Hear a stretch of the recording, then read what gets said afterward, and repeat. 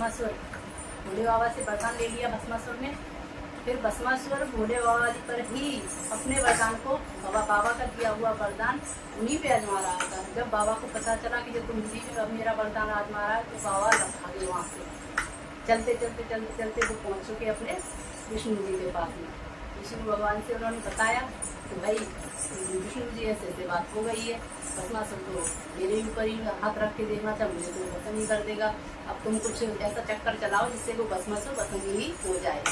तो विष्णु जी हैं ही है, उन्हीं का तो कन्हैया जी का अवतार है, वो तो बहुत बड़े छलिया है। तो उन्होंने फिर जब नारी का रूप लिया, आइए आपको हम इस भजन के माध्यम से बताएंगे फिर क्या क्या कैसे कैसे हुआ। बोल बंसी वारे की जय, हर हर महादेव।